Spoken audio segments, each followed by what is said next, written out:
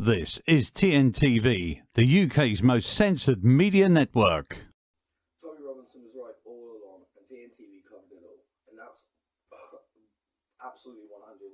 We went up to the London rallies, we interviewed people, we had a British reporter go to some of the rallies as well, and we were following that. And one of the major reasons we went viral on YouTube and other platforms about 5 years ago, and I mean super viral, millions and millions of views on certain videos, tens of millions altogether, tens of thousands of subscribers, and TNTV really did turbo explode because of the Tommy Robinson footage. And of course we were shut down because of the Tommy Robinson footage and many other reasons, Alex Jones and all of these people, but you can upload whatever you want when it's the mainstream media, of course, and all we're doing is giving a detailed analysis of what's happening. We're not actually calling for violence. There's nothing illegal on TNTV. There never has been. But of course, it's selectively enforced. And if you say something or expose something they don't like, well then, ladies and gentlemen, you're fair game to be banned. And that is the censorship. That is the technocracy. That is the New World Order. Just a quick one from me. I've just been putting the final touches to a documentary and expose of Hope Not Hate that's coming out very, very soon.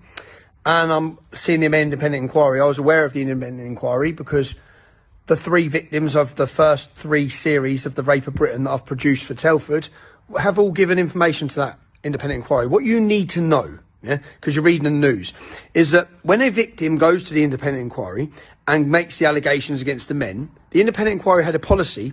They have to then go tell the men.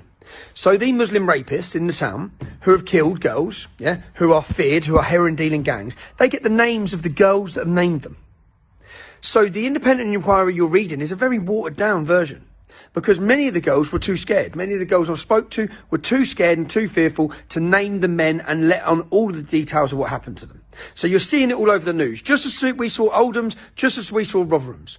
The police have denied it. I have an expose documentary coming out, which will be on the council. You'll see this goes all the way to the top.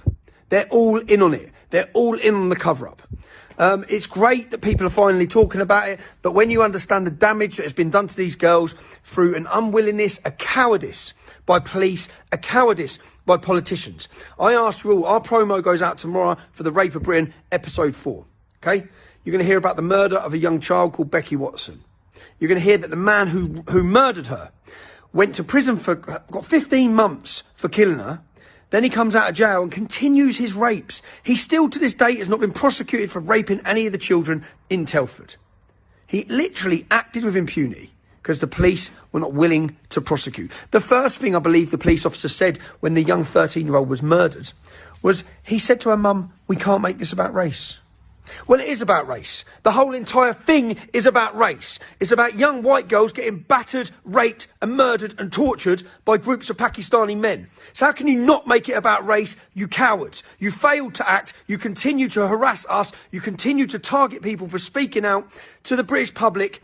Make sure you follow our website, urbanscoop.news. It is urbanscoop.news. Urbanscoop.news. You can watch part 1, 2 and 3 of The Rape of Britain, which is an If you like what we're doing here at TNTV News, please head on over to the description box of this video where you can find a link to our Patreon site. £1 a month will get you a shout out on our live feed or YouTube video plus a personal message.